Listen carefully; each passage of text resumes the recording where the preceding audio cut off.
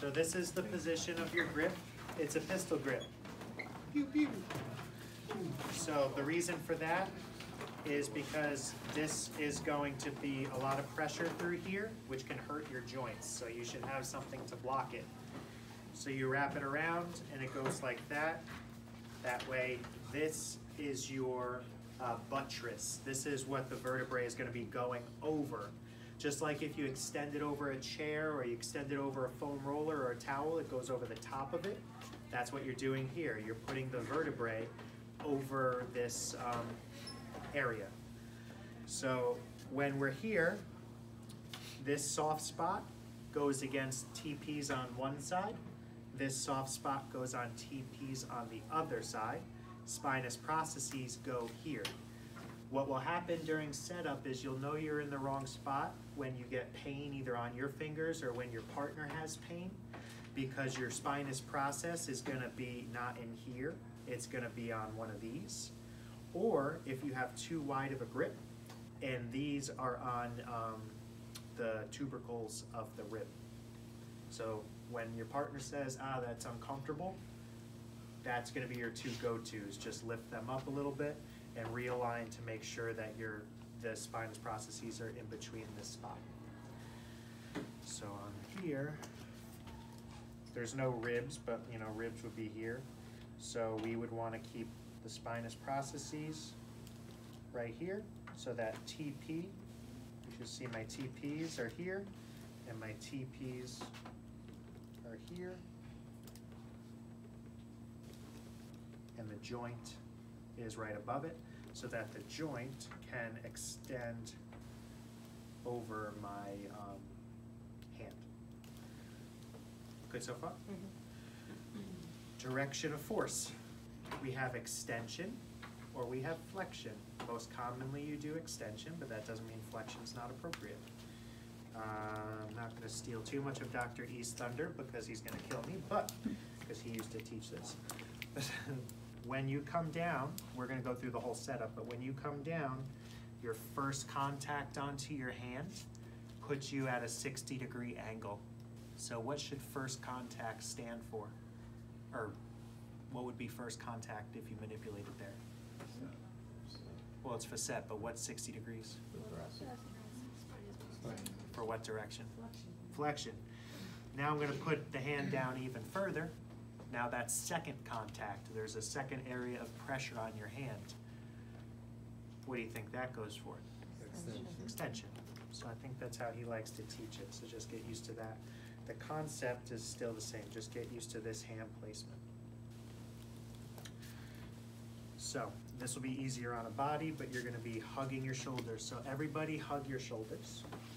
And you're going to notice that, and this is a good example because you have a nice hug and you don't. So you want to hug your shoulders nice and tight to where there's a good overlap.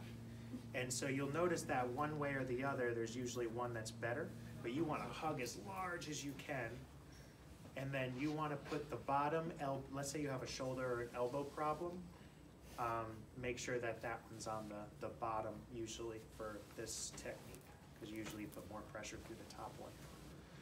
Good. And so that's the big type of hug. It's not like I'm hugging my shoulders or I'm hugging my shoulders. It's a reach around your body, hug your shoulders. That way your thoracic spine is exposed and your shoulder girdles are safe. And then there's behind the neck technique too, where you're going to be loading up the shoulders, but we'll deal with that at a different time. Okay, so we're here. So when you have the person laying on your hand, it's not very comfortable. So we're going to talk about it first. So we're going to say, so I like how you're the only one with a straight face right now. So we're going to say, so you noticed before that you've been having some neck pain when you turn your head. And you notice that when we were pushing on the back here, it was very stiff. And so when we did that, that's because that's not moving too well, it's causing you to have pain when you turn your head.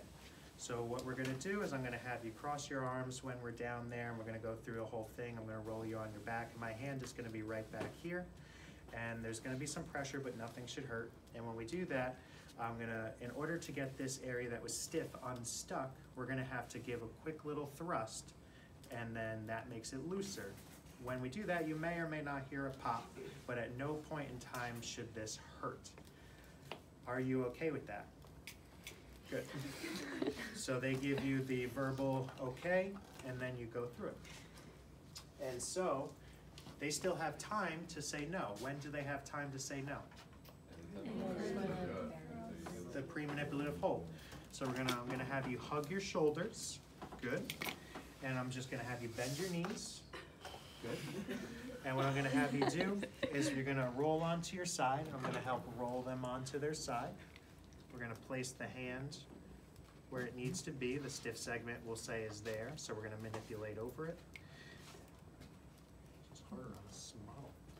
And then we're gonna roll back, good. So now your knees are facing the ceiling, they're in hook line, they're nice and close, and they feel comfortable. Their arms are folded. We're gonna put pressure through the arms, and I'm gonna lift up their head, and I'm gonna lower them down into the right area, making sure they're comfortable. First contact, second contact, head rested. What am I doing? What direction am I gonna manip? Extension. So now I'm gonna go through these elbows, and I am going to manipulate towards their shoulders. So this is, if I'm here, this is this way, this angle. So I'm here, and then I'm gonna put the pressure through it, and what I'm gonna say is, do you have any pain? And they're gonna say no. And as long as they say no, great. So that's the pre-manipulative hold. I could either, I'm not gonna come out of it again, and then I'm gonna go back into it, just because I wanna make sure, you know, I'm out of that, past that anatomical barrier, so I wanna get out of it, go back into it. Great. I want you to take a nice few deep breaths in for me. And that time I'm lowering myself in, breathing with them, in, out, and you could take as many times as you want.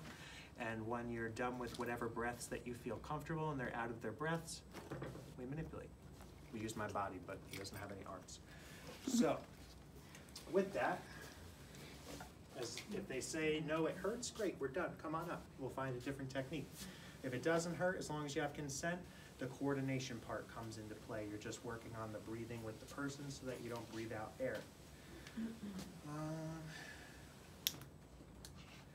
Imagery, motor learning. How do you manipulate fast? Imagine a stapler. All you're doing is I have the arms locked up over my hand. I'm pushing towards their shoulders. I don't know if I'm going to do it fast. I'm thinking about the breathing. I'm thinking about passing this test. All you have to think about is when it's time to push, think of a stapler when you push. You don't push a stapler like that. You, the stapler. That's all you're doing. I'll go.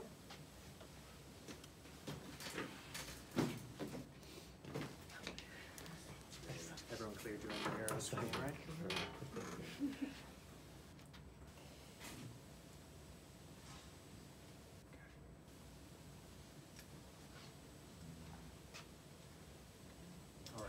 So I'm going to have you lay on your back and scoot all the way towards me. And you're going to give yourself a big hug. Good. So I make sure that she's nice and locked up. I'm going to have you bend your knees.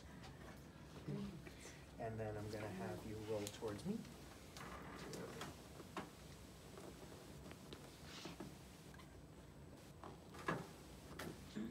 And now I'm gonna get onto her elbows, just like that. Good. And I'm gonna bring the head up. You could do this actively, so bring your head up. Good, and relax your head. Good. So now I'm here. I'm gonna lower her down. First contact, second contact, and here. I'm gonna push down. Any pain? Good. So how long am I gonna hold it? 10 seconds, 5, 10. And we're gonna come up. You okay with that? Mm-hmm.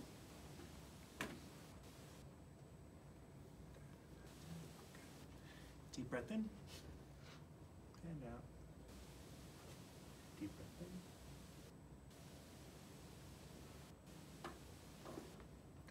little guy, little popper. Good. And then we come sit up.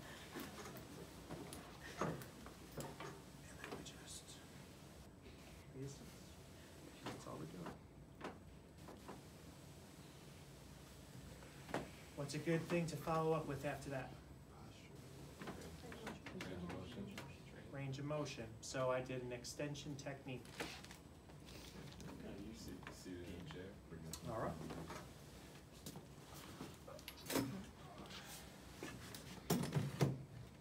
Grab a seat. We're going to go down to scoot back, scoot back, scoot back. No, scoot back. This is probably too tall for you. Hands behind your neck. And we're just going to try to extend this part over. We're just going to hold and do it 10 times. Just rinse and repeat.